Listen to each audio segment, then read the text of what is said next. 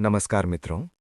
आज हम अष्टावक्र गीता के अध्याय 2 के एक अत्यंत सुंदर और गहरे उदाहरण को समझने वाले हैं, जिसमें संसार और आत्मा के संबंध को बहुत सरल तरीके से समझाया गया है। ये विषय है समुद्र और लहर का उदाहरण।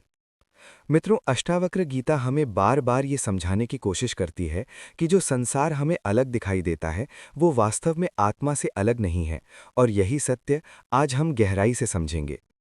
अष्टावक्र गीता के श्लोक में कहा गया है कि जैसे समुद्र में उठने वाली लहरें समुद्र से अलग नहीं होती, वैसे ही ये पूरा संसार आत्मा से अलग नहीं है। बाहर से देखने पर हमें लगता है कि लहर अलग है और समुद्र अलग, लेकिन सच्चाई ये है कि लहर का अपना कोई स्वतंत्र अस्तित्व नहीं होता। लहर केवल पानी का ही एक रूप है और समुद्र भी पानी ही है।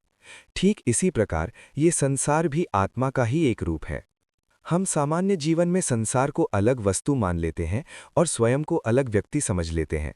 हमें लगता है कि मैं एक छोटा सा जीव हूं और ये विशाल संसार मुझसे बाहर कहीं मौजूद है। लेकिन अष्टावक्र गीता कहती है कि ये दृष्टि अज्ञान से उत्पन्न होती है। जैसे लहर ये मान ले कि वो समुद्र से अलग है, वैसे ही मनुष्य ये मान लेता है कि वो आत्मा से अलग है, जबकि वास्तविकता में ऐसा नहीं है। जब समुद्र में लहर उठती है तो कुछ समय के लिए उसका आकार बनता है, वो ऊपर उठती है, फिर कुछ देर बाद उसी समुद्र में विलीन हो जाती है। लेकिन समुद्र न कभी बनता है और न मिटता है, वो सदा एक जैसा रहता है।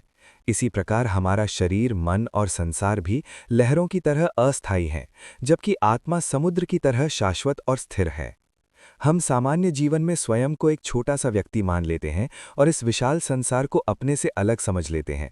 इसलिए हमें डर, चिंता और असुरक्षा का अनुभव होता है। लेकिन ये दृष्टि अज्ञान से पैदा होती है, ठीक वैसे ही जैसे कोई लहर ये मान ले कि वो समुद्र से अलग है। मित्रों, ये उदाहरण हमें बहुत गहरी आध्यात्मिक शिक्षा देता है।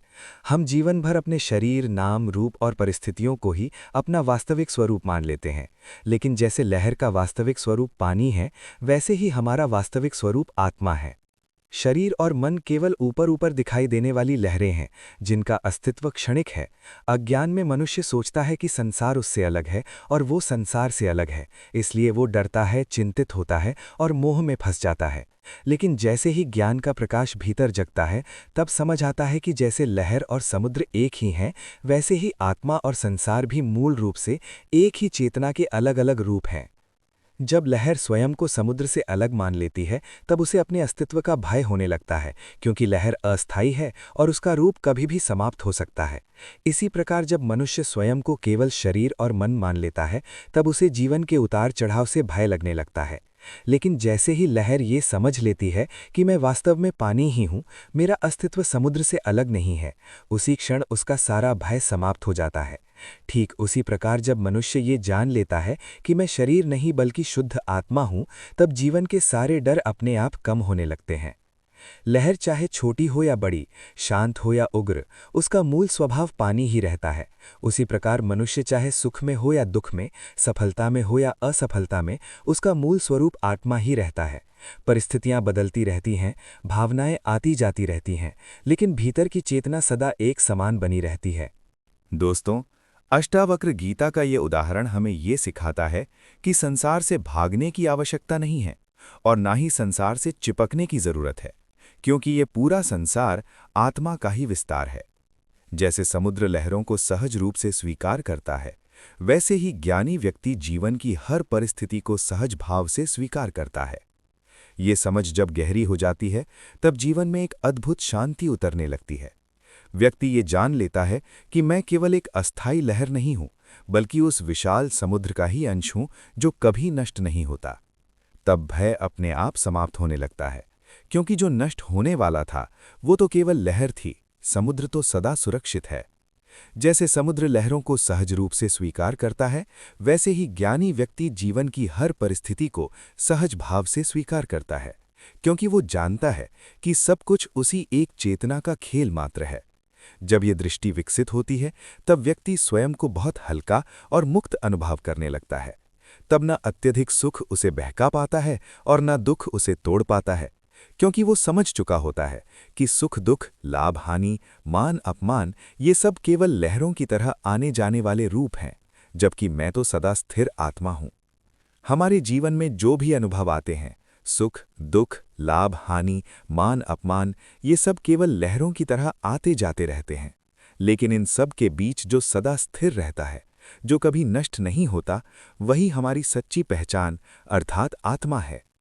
अज्ञान की अवस्था में हमें लगता है कि संसार बहुत शक्तिशाली है और हम बहुत छोटे हैं, लेकिन ज्ञान होने पर समझ आता है कि ये पूरा संसार हमारी ही चेतना में अनुभव हो रहा है। तब मनुष्य स्वयं को कमजोर नहीं बल्कि असीम और विशाल अनुभव करने लगता है। जैसे समुद्र में अनगिनत लहरें उठती और गिरती रहती हैं, लेकिन समुद्र कभी विचलित नहीं होता, वैसे ही ज्ञानी व्यक्ति के जीवन में भी परिस्थितियां आती जाती रहती हैं, लेकिन वो भीतर से सदा शांत और स्थिर बना रहता है।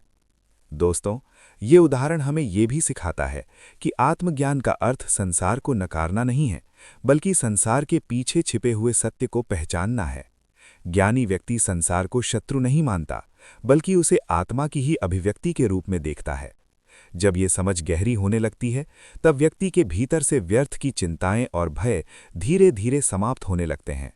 वो समझने लगता है कि जो कुछ भी हो रहा है, वो उसी एक चेतना के भीतर घट रहा है, इसलिए घबराने की कोई आवश्यकता नहीं है।